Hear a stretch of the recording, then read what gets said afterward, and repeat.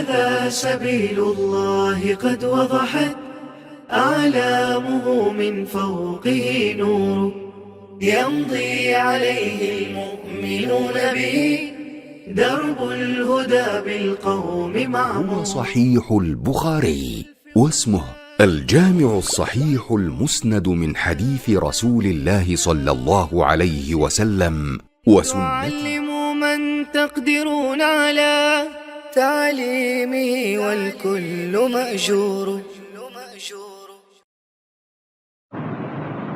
بسم الله الرحمن الرحيم.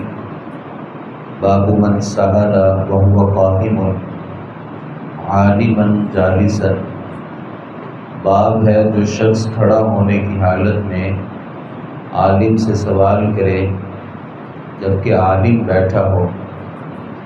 حدثنا عثمان قال اخبرنا جرير عن منصور عن ابي وائل عن ابي موسى قال جاء رجل الى النبي صلی اللہ علیہ وسلم. ابو موسیٰ رضی اللہ عنہ سے روایت ہے کہ ایک آدمی نبی اکرم صلی اللہ علیہ وسلم کے پاس آیا. وقال اس نے کہا یا رسول اللہ، اے اللہ کے رسول، مل قتال فی سبیل اللہ. اے اللہ کے رسول، اللہ کے راستے میں لڑائی کیا ہے؟ فإن أحدنا يقاتل غضبا، کیونکہ ہم میں سے کوئی غصے کی وجہ سے لڑتا ہے. ويقاتل حمیةً، اور کوئی حمیت یعنی عزت اور غیرت کی وجہ سے لڑتا ہے.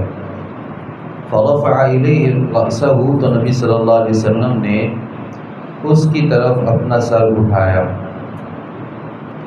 قال ابو موسیٰ کہتے ہیں وما رفع الیہ رأسہ الا انہ کان قائما. آپ صلی اللہ علیہ وسلم نے اس کی طرف سر اٹھایا صرف اس لیے کہ وہ کھڑا تھا.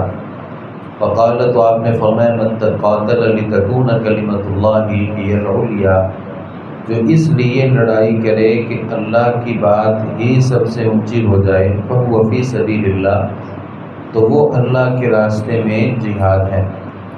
امام بخاری نے باب ذکر کیا کہ اگر سائل سوال کرنے والا وہ کھڑا ہو اور عالم جو ہے وہ اپنی جگہ پہ بیٹھا ہو تو کیا اس طریقے سے ایک سائل سوال کر سکتا ہے؟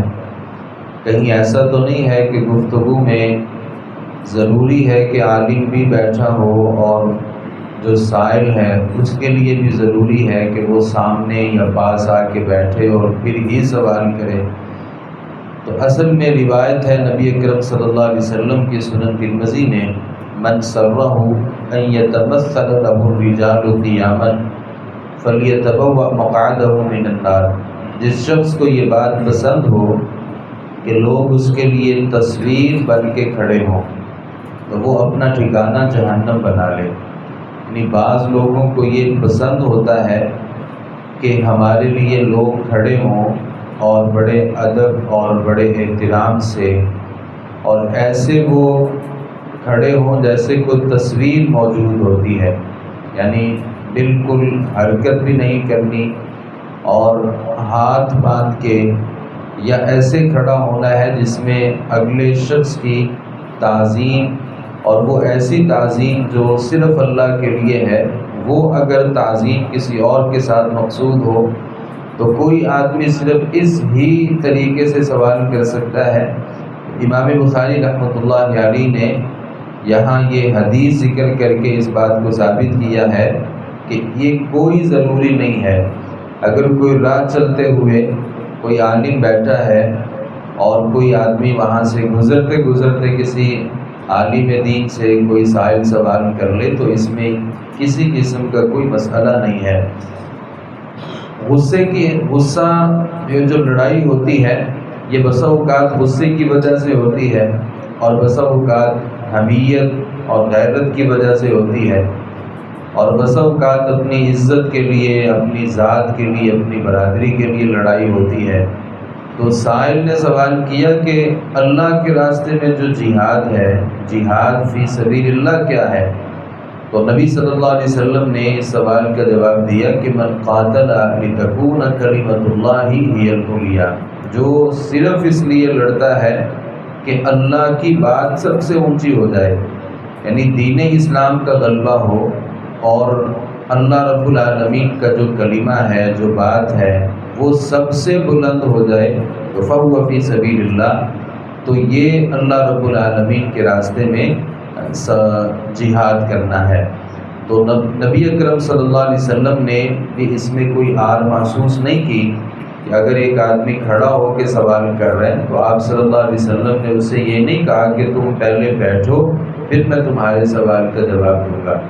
آپ صلی اللہ علیہ وسلم نے اس کی سہولت کے لیے اپنے سر کو اٹھایا اور اس کے جو سوال تھا اس کا جواب دیا۔